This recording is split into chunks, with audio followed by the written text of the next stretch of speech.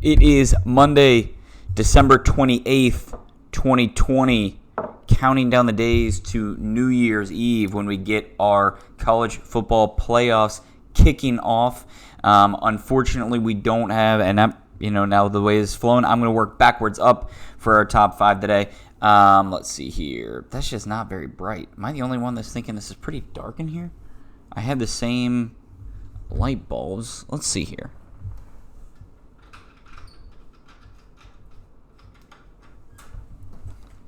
That helps a little bit. I actually undid a window, but not a lot. Okay. No bowl games today, unfortunately.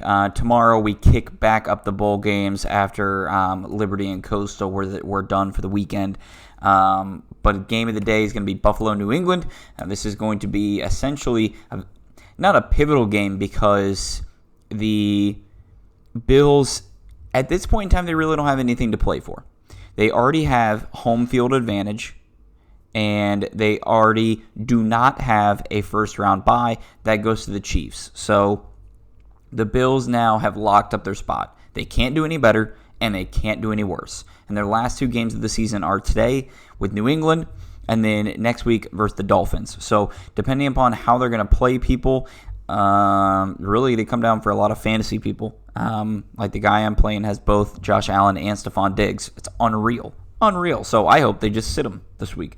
And then that also, I'm going to roll that in because the Bills versus the Dolphins is going to help shape the AFC playoff picture. So there in the AFC playoffs, there are 5 teams with 10 wins.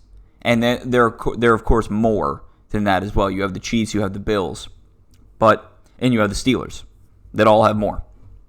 But right now, you have the Browns, the Ravens, the Dolphins, the Colts, the Texans, all at 10 wins. So the AFC is absolutely stacked. It's a monster.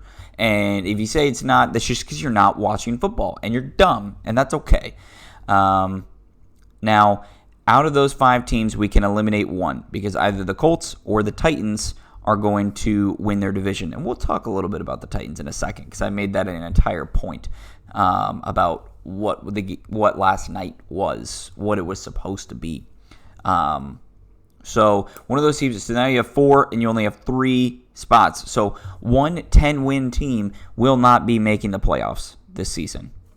Simple as that. There are a lot of different roads to get to it, and depending upon how the Bills and the Patriots shape up, we'll be back tomorrow and kind of outlaying all of those 4 to 5 teams, what they need to do to ensure that they get into the playoffs. All these, it's pretty much just winning you're in, and we can go from there. But for some teams have a lot easier than others, like the Dolphins. They have it really difficult. They have to play the Bills. I mean, they're unreal. I've got the Bills Chiefs as my AFC championship right there. So they're running up against a buzzsaw, whereas the Ravens, on the other hand, they get a cupcake Bengals. Yes, the Bengals are playing better. I know they've won 2 in a row. I don't give a shit. Really don't. It is a rivalry, but we'll be talking about that a little bit later.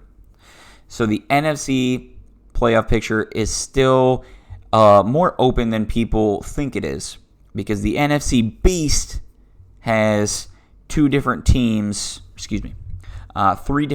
that haven't been eliminated yet, even though they all have 6 wins or less. And that's because one of them can still somehow win the division. The Eagles is the least likely, but for the Cowboys and for the Washington football team, they both have NFC East rivalry games in Week 17. So this is what you love to see. It's a win and you're in scenario. The Washington football team has the tiebreaker in most situations, but you never know. That means we are going to be seeing a 7-win team in the playoffs, and the AFC is just white-knuckling in anger watching this absolute shit show unfold when they're putting a much better product on the field. Okay, I mentioned it earlier. We're going to get back to the Titans. What a disgusting performance. I mean, they go to Lambeau, and it's an absolute snow-covered fest. So you say, oh, man, we're going to have A.J. Brown do a little work here and there, but it's about to be the Derrick Henry show. And the Packers kind of knew that, because just whenever you play the Titans, especially in the back half of the season, or even especially when the playoff push comes along, it's always going to be the Derrick Henry show. Well, let me tell you what, it was not. 0 touchdowns for Derrick Henry, 23 carries. He didn't even break 100 yards. Ryan Tannehill had more rushing touchdowns than Derrick Henry. And I think that that's a microcosm of what it looked like to be a Titans fan in an absolute boat shit race of your team yesterday. 40-14. The Packers really had control after the first couple of possessions the entire way. They essentially let people know, hey, we have a lot of wins against really bad teams, and our losses, like the Bucs, have come from already good playoff teams. Well, this was their chance to prove to people that they're no fluke. They can beat a possible MVP, and that they can keep up with anybody in the league, considering, like we just talked about, the Titans are possibly going to be a playoff team. So that's one thing where we now see the Packers have taken it up a notch, and even in this weather, they can pour on points. I mean, Devontae Adams and Aaron Rodgers have a connection like it's nobody's belief. So the Packers are for real.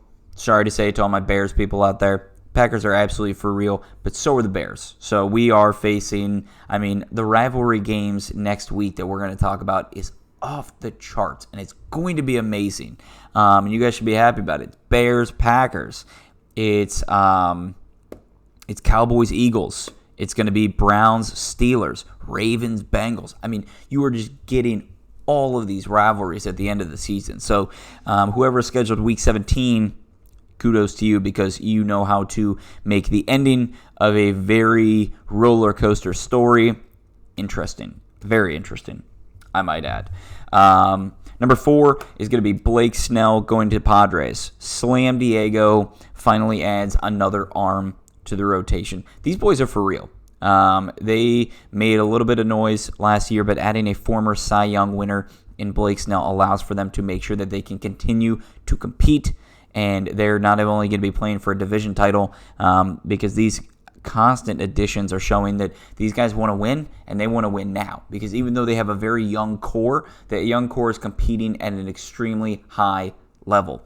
Manny Machado, now they're adding Blake Snell. It's going to be an absolute, I don't even know how to, it's going to be a gong show on both sides of the turf.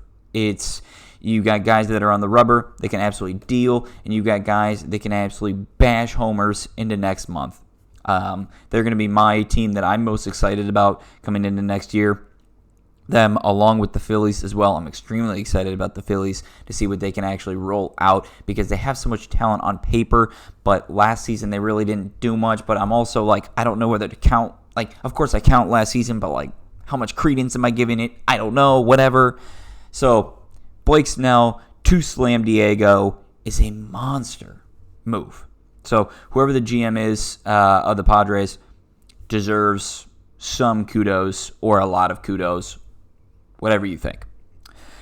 Finally, we end with a little NBA news. Hornets, Gordon Hayward, and Terry Rozier got their first win of the season against the Brooklyn Nets.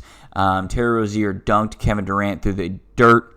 Welcome back to the NBA, Kevin. It's fun to have you back. But in all reality, it is actually really great to have one of the best shooters ever back on the court. So that was pretty much the highlight of that game. You got Mavs Clippers. That was one of the weirdest games.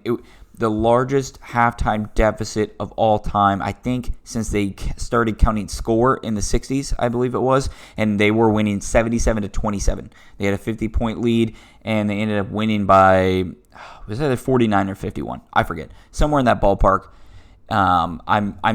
It's an absolute beatdown, and you're going to say, well, Nick, yesterday you literally just said Kawhi was going to be out for a few days, or more likely going to be a week looking into the new year. Yes, that's very true, and that's okay.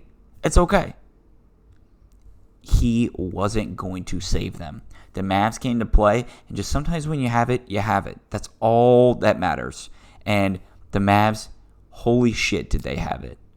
And they're going to keep having it, because this team is rolling with KP healthy. They're rolling. So as long as they can stay healthy, stay COVID negative, then they're good.